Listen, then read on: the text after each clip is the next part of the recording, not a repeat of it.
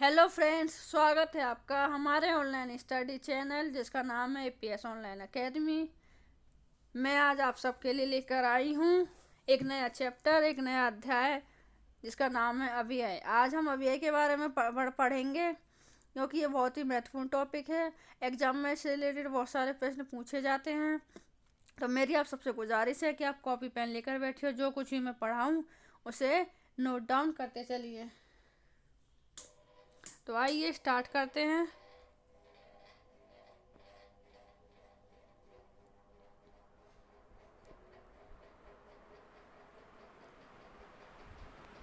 अव्यय अव्यय का मतलब होता है अ प्लस व्यय। अ प्लस व्यय। आ किसी भी शब्द में जब आ लगा देते हैं तो उसका मतलब क्या हो जाता है, ना के सेंस में हो जाता है ना। अब व्यय यानी कि परिवर्तन करना, परिवर्तन के लिए आता है व्यय, या एक तरह से खर्च करना भी हो सकता है। तो जहाँ पर कोई भी परिवर्तन ना हो, जहाँ पर कोई भी परिवर्तन ना हो वो अव्यय हो कहलाता है। ठीक है, समझ में आ गया होगा। जिन शब्दों में काल, लिंग, वचन के बदलने पर कोई भी परिवर्तन नहीं होता है उन्हें अव्यय कहते हैं। जैसे हम उदाहरण देख लेते हैं। रोहित अचानक से फिसल पड़ा। मेहमान अचानक घर आ गए, वह अचानक से चिल्ला पड़ी।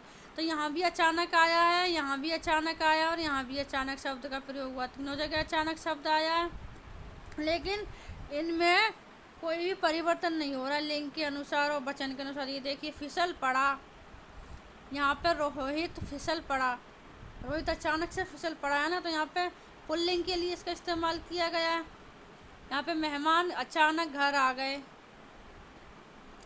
मेहमान अचानक घर आ गए ना, तो यहाँ भी लिंग पे कोई असर नहीं पड़ा, वचन पे कोई असर नहीं पड़ा। मेहमान घर आ गए तो ये बहुवचन हो गया, तो इस पर भी कोई फर्क नहीं पड़ा। वह अचानक से चिल्ला पड़ी तो ये एक वचन हो गया। तो यहाँ पे एक वचन है, यहाँ पे बहुवचन है, यहाँ पे भी एक वचन है और पुल्लिंग शब्द है। तो यहाँ पे लिंग और वचन के अनुसार कोई भी चेंज नहीं आ रहा इसमें। अचानक यहाँ भी है, यहाँ भी है और यहाँ भी है, लेकिन तीनों में वचन क्या है, अलग अलग हैं और इसमें कोई परिवर्तन नहीं हुआ है किसी भी तरह का। तो ये क्या कहलाते हैं, अव्यय कहलाते हैं। आप सबकी समझ में आ गया होगा। तो अव्यय कितने प्रकार के होते हैं, देखो 4 प्रकार के होते हैं। क्रिया विशेषण, संबंध बोधक, समुच्चय बोधक और विस्मयादि बोधक। क्रिया विशेषण क्या होते हैं?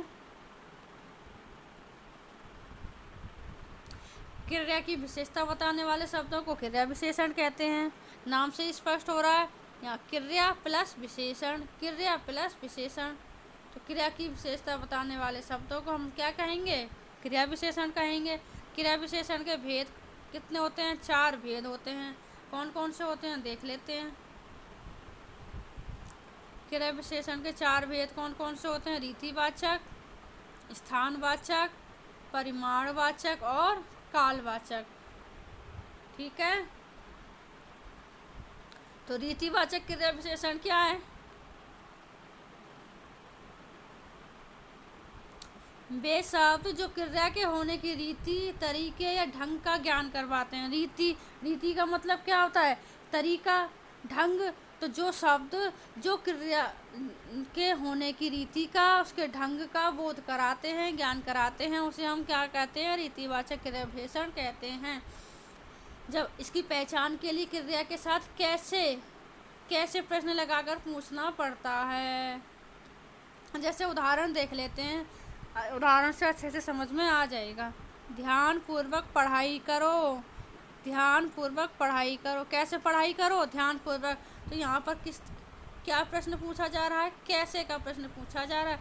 कैसे पढ़ाई करनी है? ध्यान पूर्वक पढ़ाई करनी है। यहाँ से झटपट चले जाओ। कैसे चले जाओ? झटपट चले जाओ, झटपट। तो यहाँ भी कैसे का प्रश्न पूछा जा रहा है, तो जहाँ कैसे का प्रश्न पूछा जाता है और वहाँ पर क्या होता है? रीतिवाचक क्रिया विशेषण होता है। ठीक है, समझ में आ गया होगा। और एग्जाम्पल देख लेते हैं इसके हम। रीतिवाचक जैसे अचानक, ऐसे, एकदम, तुरंत, जल्दी जल्दी, शायद, इसलिए, आवश्यकता, इस तरह के निसंदेह और संभवतः, इस तरह के शब्द जहाँ पर भी आ जाएं वहाँ पर रीतिवाचक क्रिया विशेषण होता है। अब स्थानवाचक क्रिया विशेषण देखते हैं। स्थानवाचक नाम से स्पष्ट हो रहा है।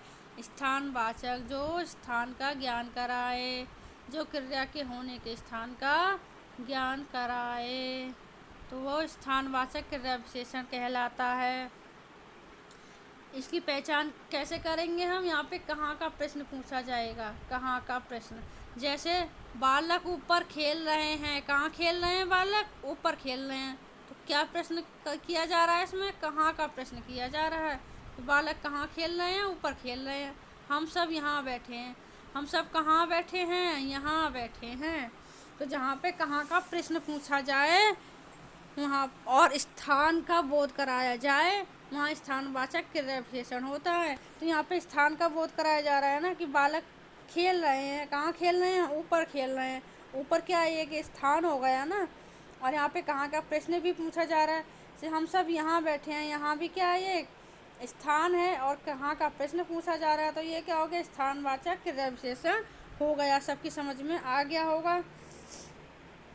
इसके अतिरिक्त और उदाहरण देखिए, जहाँ पर इधर उधर, पीछे नीचे, भीतर, इस ओर, सर्वत्र, निकट, आसपास, दाएं बाएं, इस तरह के शब्द आते हैं, वहाँ पर स्थानवाचक क्रिया विशेषण होता है। आप इन सब चीज़ों को नोट डाउन करते चलिए। ये आपके एग्ज़ाम के लिए बहुत ही महत्वपूर्ण टॉपिक है। और अगर हमारा पढ़ाया हुआ अच्छा लग रहा हो तो प्लीज़ लाइक ज़रूर कर दीजिए। आपके लाइक से हमें मोटिवेशन मिलता है और हम आपके लिए और भी अच्छे वीडियो लेकर आते रहते हैं। परिमाणवाचक क्रिया विशेषण देखते हैं। परिमाण का अर्थ क्या होता है? परिमाण यानी माप तोल। परिमाण का क्या अर्थ होता है? माप तोल। अर्थात वे अव्यय शब्द जो क्रिया की मात्रा बताएं या परिमाण बताएं, जो क्रिया की मात्रा बताएं या परिमाण बताएं, वो परिमाणवाचक क्रिया विशेषण कहलाते हैं।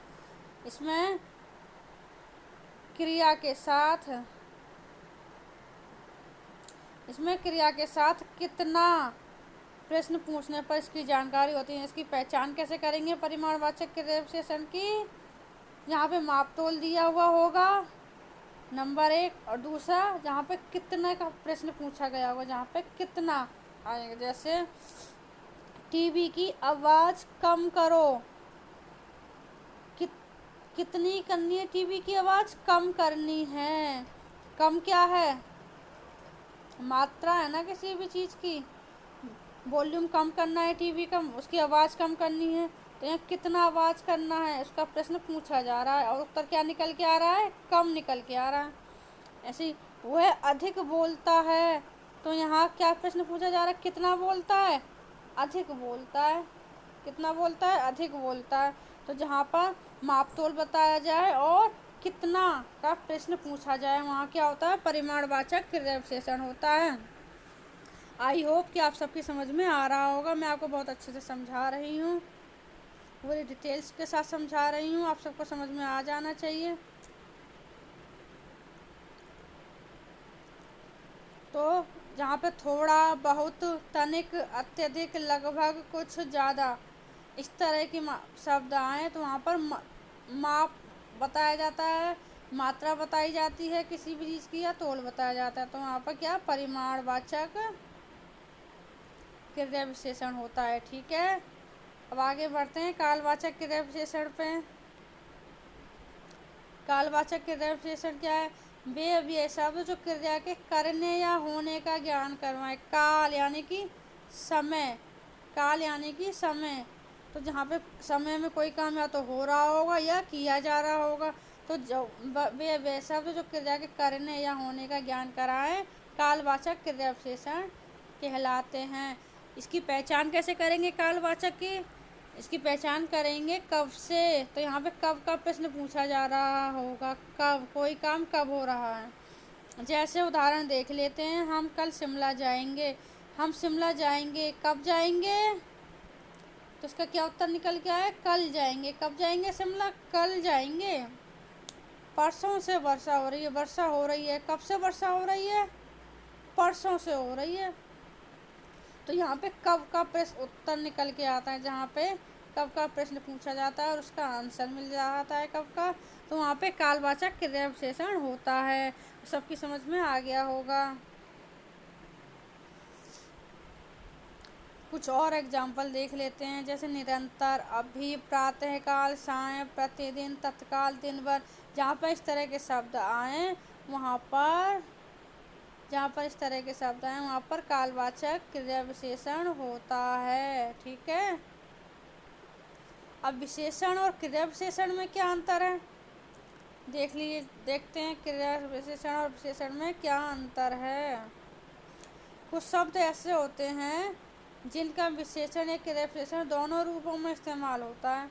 विशेषण तो हम सब जानते ही हैं कि विशेषण क्या होते हैं, जो शब्द संज्ञा या सर्वनाम की क्या विशेषता बताएं उनको विशेषण कहते हैं। और क्रिया विशेषण क्या होते हैं, जो क्रिया की विशेषता बताएं वो क्रिया विशेषण होते हैं।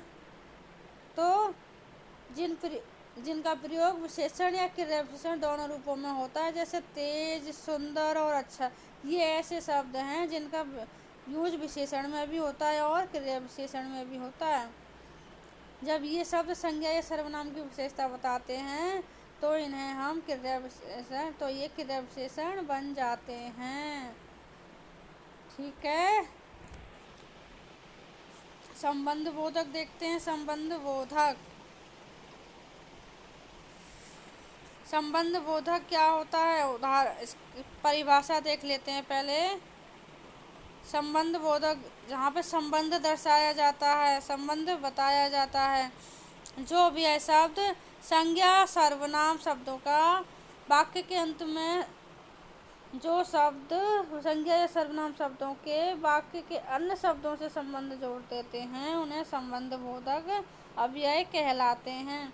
अब संबंध कैसे जोड़ते हैं देखते हैं उदाहरण से।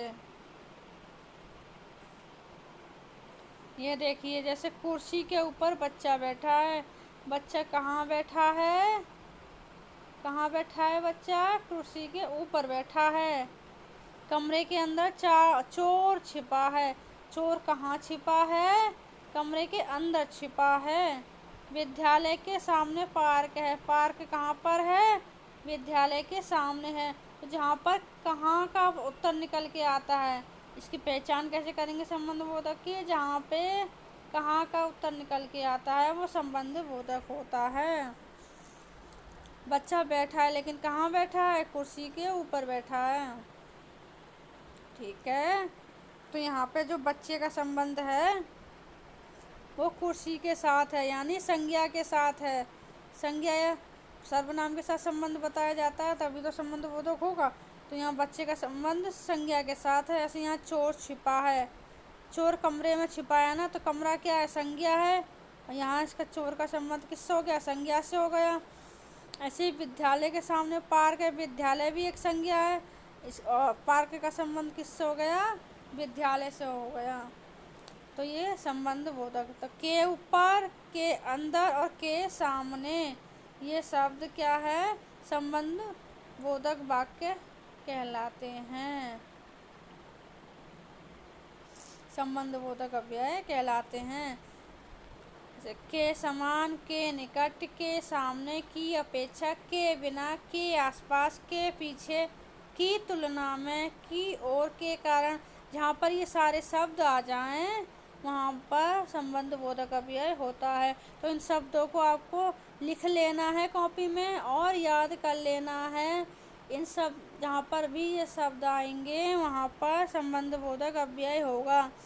अगर आप डेफिनेशन भूल जाते हैं, इसकी परिभाषा भूल जाते हैं, तो इन शब्दों से आप इसकी पहचान कर सकते हैं।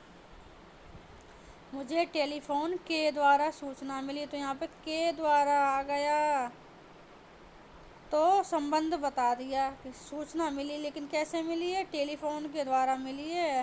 टेलीफोन संज्ञा हो गया और ये सूचना मिली टेलीफोन के द्वारा। मेरे घर के चारों ओर, के चारों ओर आ गया, इसी से हम पहचान कर सकते हैं संबंध बोधक अव्यय है क्योंकि यहाँ पे मैदान का और घर का क्या संबंध बताया जा रहा है। ठीक है, तो सबकी समझ में आ गया होगा कि संबंध बोधक अव्यय क्या होते हैं। अब आगे बढ़ते हैं समुच्चय बोधक की तरफ। समुच्चय बोधक, समुच्चय बोधक शब्द क्या होते हैं? वे अव्यय शब्द जो दो या दो से अधिक शब्दों या वाक्यों को जोड़ते हैं, जो दो या दो से अधिक वाक्यों को जोड़ते हैं, उन्हें समुच्चय बोधक अव्यय कहते हैं। इन्हें हम समुच्चय बोधक, इनको हम योजक चिन्ह भी कह सकते हैं। क्या कह सकते हैं? योजक चिन्ह भी कह सकते हैं। योजक चिन्ह इस तरह से लगाते हैं ना, योजक चिन्ह ऐसे, तो इसको हम योजक चिन्ह भी कह सकते हैं। समुच्चय बोधक जहाँ पर दो या दो से अधिक शब्दों को जोड़ा जाता है, तो संबंध बताया जाता है उनके बीच में, तो वो क्या समुच्चय बोधक हो जाए। जैसे मैं और मेरा परिवार, तो यहाँ पे दो शब्दों को जोड़ा गया है, मैं और मेरा। किससे जोड़ा गया है? और से जोड़ा गया है मैं और मेरा को। इसको हम इस तरह से भी लिख सकते हैं, मैं मेरा, और ना लिख के हम यहाँ पे योजक चिन्ह भी लगा सकते हैं, तो ये भी क्या है? समुच्चय बोधक हो जाएगा। यहाँ पे और का सेंस निकल के आता है, यहाँ समुच्चय बोधक शब्द लगा दें या और लिख दें, मतलब दोनों का सेम ही होता है।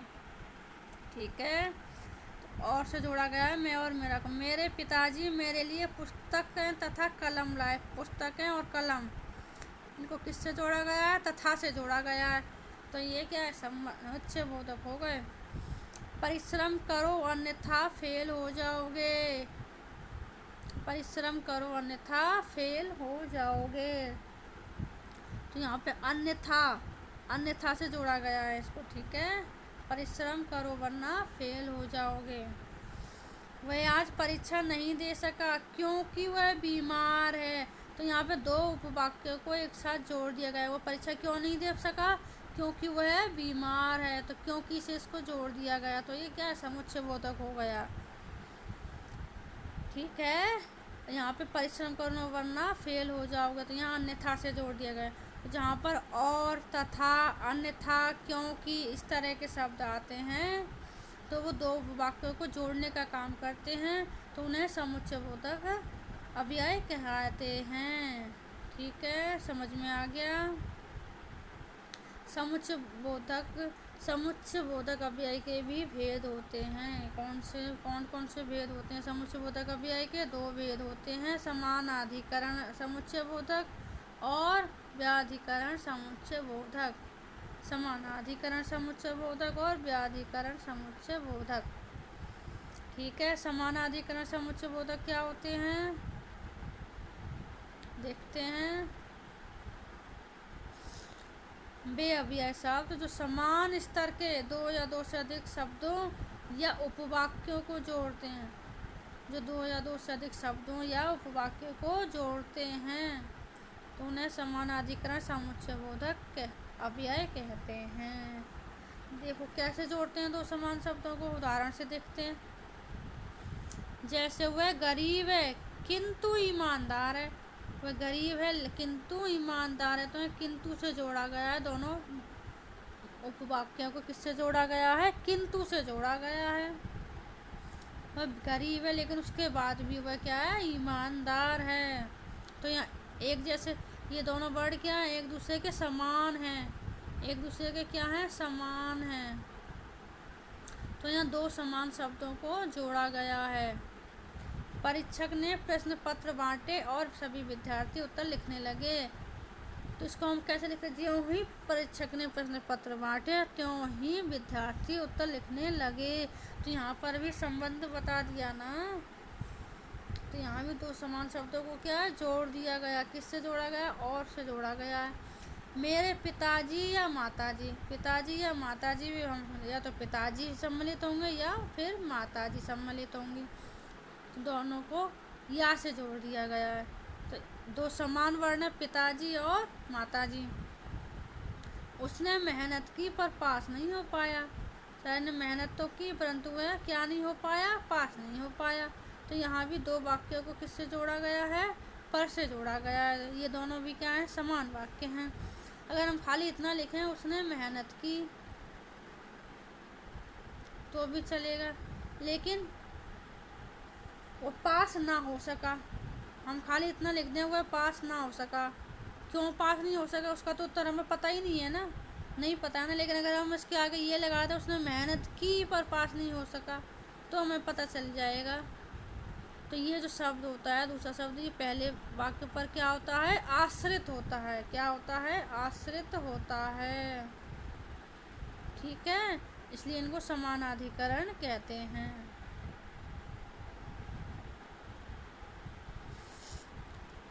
यहाँ पर किंतु, और, या, पर, अथवा, तथा, ये सब क्या है, समानाधिकरण समुच्चयबोधक होते हैं। अब व्याधिकरण समुच्चयबोधक देखिए। व्याधिकरण समुच्चयबोधक, जहाँ पर दो या दो से अधिक क्या शब्दों को जोड़ा जाता है, वो तो होते हैं समानाधिकरण। लेकिन जहाँ एक या अधिक आश्रित उपवाक्य को जोड़ा जाता है, जहाँ पर एक या अधिक आश्रित उपवाक्यों को जोड़ा जाता है, वहाँ पर व्याधिकरण समुच्चयबोधक अव्यय होता है। अब आश्रित उपवाक्य कैसे देखते हैं,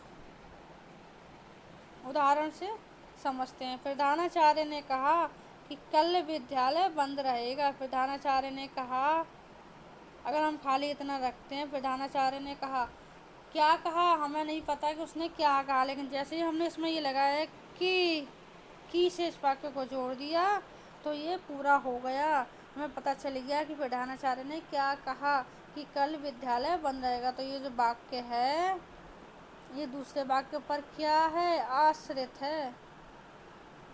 पहला वाक्य दूसरे वाक्य पर क्या है, आश्रित है। ऐसे वह सो गया जिससे थकावट दूर हो सके। वह क्यों सो गया, सोने का रीजन क्या था, क्यों सो गया, क्यों, जिससे उसकी क्या थकावट दूर हो सके। तो यहाँ भी जो पहला वाक्य दूसरे पर क्या है, आश्रित है।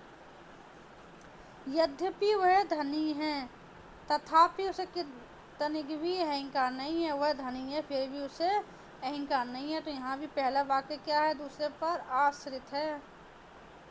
खूब मेहनत करो जिससे उन्नति पा सको। तो यहाँ भी पहला वाक्य दूसरे पर क्या है, आश्रित है। तो जहाँ पर एक या एक से अधिक वाक्य एक दूसरे पर आश्रित होते हैं, वहाँ क्या होता है, व्याधिकरण समुच्चयबोधक होता है। यहाँ पर कि, जिससे, तथापि, जिसमें से, यद्यपि, इस तरह के शब्द जो होते हैं वो व्याधिकरण समुच्चयबोधक के उदाहरण होते हैं। तो जहाँ भी इस तरह के शब्द आ जाएं वहाँ पर आप आसानी से पहचान पाओगे कि वो क्या होते हैं, व्याधिकरण समुच्चयबोधक अव्यय होते हैं। अब आपको पहचानने में कोई भी प्रॉब्लम नहीं आएगी, कोई भी दिक्कत नहीं आएगी। आपको हमारा पढ़ाया हुआ कंटेंट अगर अच्छा लग रहा है तो प्लीज़ चैनल को लाइक ज़रूर कर दें और सब्सक्राइब भी कर दें। हम आपके लाइक से ही हमें मोटिवेशन मिलता है। अब आते हैं विस्मयादि बोधक पर। विस्मयादि बोधक, विस्मय नाम से स्पष्ट हो रहा है। विस्मयादि यानी जहाँ पर विस्मय के भाव हों, जहाँ पर विस्मय, हर्ष, शोक, दुख, गिलानी, लज्जा आदि के भाव प्रकट होते हों, जहाँ पे आश्चर्य, हर्ष, शोक, विस्मय, गिलानी, लज्जा आदि के भाव प्रकट होते हैं, वहाँ पर विस्मयादि बोधक अव्यय होता है। जैसे अरे तुम आ गए, तो यहाँ के आश्चर्य का भाव प्रकट हो रहा है, अरे अरे। और विस्मयादि बोधक की सबसे बड़ी पहचान क्या होती है कि इन शब्दों के बाद में यहाँ पर विस्मयादि बोधक चिन्ह लगाया जाता है।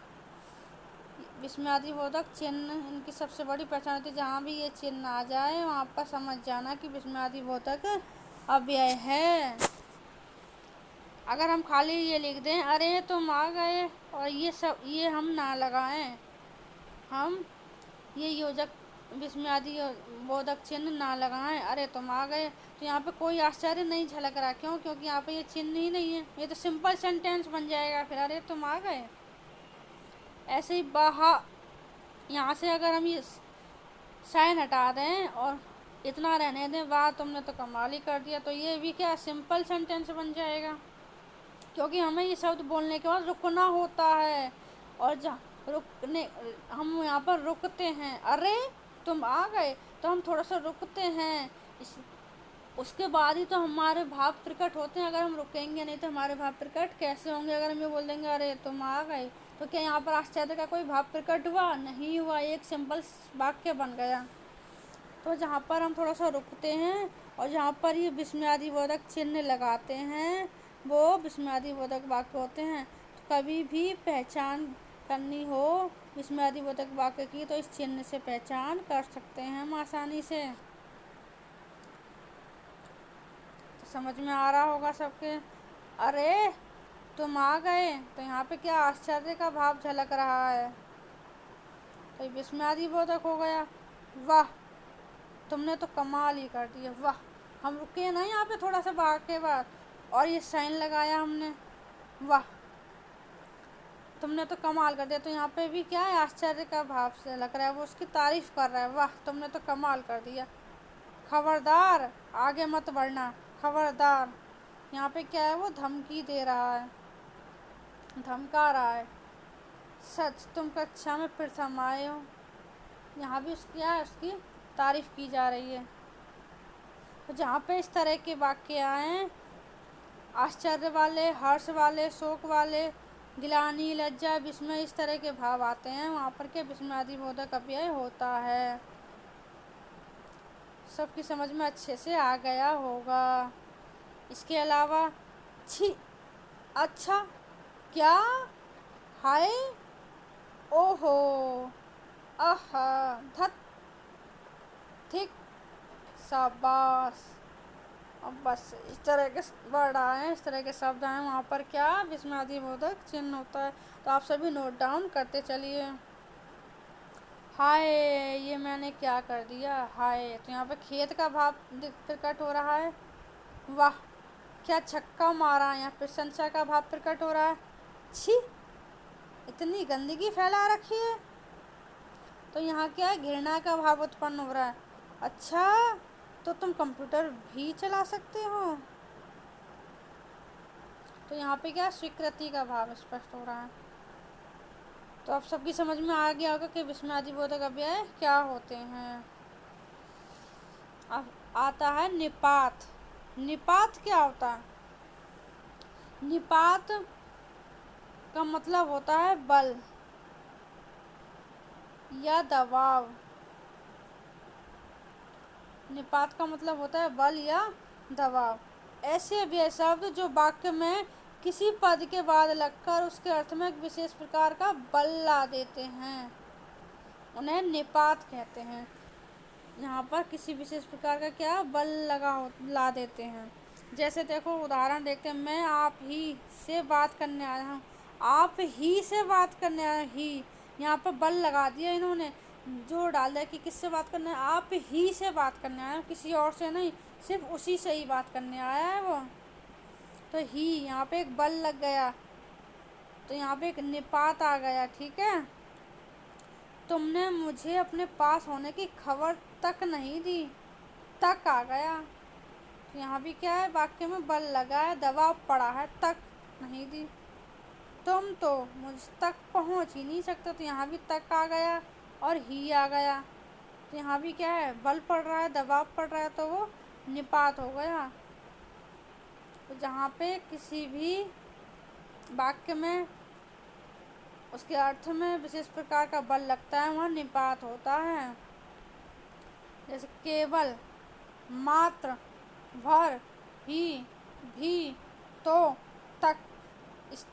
इसके अलावा तो, तक, ही, भी, केवल, मात्र, भर, इस तरह के शब्द जहाँ भी आ जाएं, वहाँ पे आंख बंद करके टिक कर देना, वहाँ पर निपात होता है। तो आई होप आप सबकी समझ में आ गया होगा। अगर आप सबको हमारा कंटेंट पसंद आया है तो हमारे चैनल को लाइक और शेयर ज़रूर करें, और हमारे चैनल को सब्सक्राइब कर लें और बेल आइकन प्रेस कर लें, जिससे हमारे आगे आने वाले वीडियो की नोटिफिकेशन आपको मिलती रहे। और जो हमारे चैनल पर नए हैं वो, और जिन्होंने हमारे पिछले वीडियो नहीं देखे हैं, वो नीचे डिस्क्रिप्शन में जाकर प्लेलिस्ट के लिंक पर क्लिक करके हमारे पिछले वीडियो को 1 बाय 1 देख सकता है। हमने डिस्क्रिप्शन में प्लेलिस्ट का लिंक दिया हुआ है, साथ ही उसमें रीजनिंग के भी कुछ टॉपिक हमने कराए हुए हैं, उनका भी लिंक उसमें दिया हुआ है, आप वो भी देख सकते हैं। और आप हमें टेलीग्राम पर भी ज्वाइन कर सकते हैं, डिस्क्रिप्शन में टेलीग्राम का भी लिंक हमने दिया हुआ है। और अगर हमने कुछ हिंदी के मॉक टेस्ट भी करवाए हुए हैं, अगर आपको उनकी PDF चाहिए तो आप हमें कमेंट करके बता सकते हैं, हम आपको उनकी PDF भी प्रोवाइड करवाएंगे।